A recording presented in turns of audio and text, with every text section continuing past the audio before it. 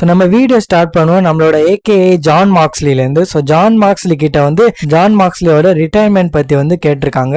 அதுக்கு ஜான் மார்க்ஸ்லி சொன்ன பதில் என்னன்னா, என்னோட உயிர் இருக்க வரைக்கும் நான் வந்து ரெசல் பண்ண போறேன், எனக்கு வந்து ஹார்ட் கோர் மேட்சஸ் வந்து ரெசல் பண்றது வந்து பிடிக்கும். ஜான் மார்க்ஸ்லி வந்து ஒரு ஹிண்ட் தராரு, அவர் வந்து ரிட்டையர்மெண்ட் கூட ஏஇடபிள்யூல இருந்து தான் எடுக்க போறாரு. ஏன்னா டபிள்யூடபிள்யூல வந்து ஹார்ட் கோர் மேட்சஸ்லாம் வந்து அலௌட் கிடையாது, அதெல்லாம் ஏஇடபிள்யூ அண்ட் அதர் கம்பெனிஸ்ல தான் அலௌடு. அண்ட் நம்மளோட ஜான் மார்க்ஸ்லிக்கு வந்து ஹார்ட் கோர் மேட்சஸ் தான் வந்து ரிசல்ட் பண்றது பிடிக்கும். ஸோ அதனால ஜான் மார்க்ஸ்லி வந்து ஏஇடபிள்யூ தான் இருக்க போறாரு அண்ட் ஏஇடபிள்யூல இருந்து தான் ரிட்டையர்மெண்ட் வந்து எடுக்க போறாருன்னு அவர் சொல்லியிருக்காரு இன்டைரக்டா. அண்ட் நம்ம அடுத்த அப்டேட்டுக்கு வரும். ஸோ இன்னைக்கு நடந்த ஸ்மாக் டவுன்ல வந்து பிரான் ஸ்ட்ரோமன் அண்ட் ஜேக்கப் ஃபாட்டுக்கான ஒரு ஃபேஸ் டு ஃபேஸ் நம்ம பார்த்தோம். அண்ட் டபிள்யூடபிள்யூ வந்து சாட்டர்டே நைட்ஸ் மெயின் இவென்ட்காக இந்த மேட்சை வந்து அபிஷியல் பண்ணிட்டாங்க. பிரான் ஸ்ட்ரோமன் வெர்சஸ் ஜேக்கப் ஃபாட்டுக்கான மேட்ச் வந்து சாட்டர்டே நைட்ஸ் மெயின் இவென்ட்ல வந்து நடக்க போகுது. ஸோ இப்போ வரைக்கும் டபிள்யூடபிள்யூ வந்து சாட்டர்டே நைட்ஸ் மெயின் இவென்ட் என்ன அட்வர்டைஸ் பண்ணிருக்காங்க, குந்தர் வெர்சஸ் ஜே உசோக்கான வேர்ல்ட் ஹெவிவெயிட் சாம்பியன்ஷிப் மேட்ச் வந்து நடக்க போகுது. அண்ட் இதுல யார் ஜெயிப்பாங்கன்னு கேட்டீங்கன்னா மோஸ்ட் ப்ராபபிலி அது வந்து குந்தர் தான் ஜெயிக்க போறாரு.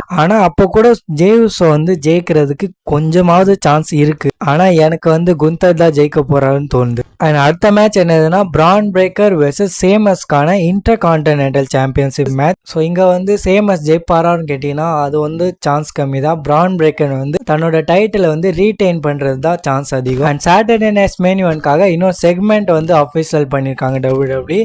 அது எந்த செக்மெண்ட்னா கோடி ரோட்ஸ் அண்ட் கெவின் ஓவன்ஸ்க்கான கான்ட்ராக்ட் சைனிங். அண்ட் அதுல ஸ்பெஷலா இருக்க போறாரு. ஸோ டபிள்யூடபிள்யூ வந்து இதை நார்மலா ரா ஸ்மாக்டவுன்ல வைக்காம சாட்டர்டே நைட்ஸ் மெயின் இவென்ட்ல வச்சது வந்து எனக்கு பர்சனலா பிடிச்சிருக்கு. அப்போதான் சாட்டர்டே நைட்ஸ் மெயின் இவென்ட்டுக்கு ஒரு ஹைப் கிடைக்கும். இல்லைன்னா ஸ்மாக் டவுன்ல வச்சா ஏதாவது மொக்கையா பண்ணி முடிச்சிருவாங்க. பை த வே கோடி ரோட்ஸ் அண்ட் கெவின் ஓவன்ஸ் மேட்ச்ல வந்து யார் ஜெயிப்பார்னு நீங்க கமெண்ட்ல சொல்லுங்க. அண்ட் நம்ம அடுத்த அப்டேட்டுக்கு வரும். ஸோ இன்னைக்கு நடந்த ஸ்மாக் டவுன்ல வந்து ரேமஸ் ஸ்டுடியோ தன்னோட என்ட்ரன்ஸை வந்து கன்ஃபார்ம் பண்றாங்க ராயல் ரம்பிள் 2025காக. ஸோ ரேமஸ் ஸ்டுடியோ ராயல் ரம்பிள் 2025ல வந்து கம்பீட் பண்ண போறாரு.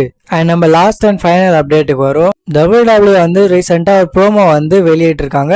அண்ட் அந்த ப்ரோமோ வந்து எதை பத்தினா ரெசல்மேனியா 41.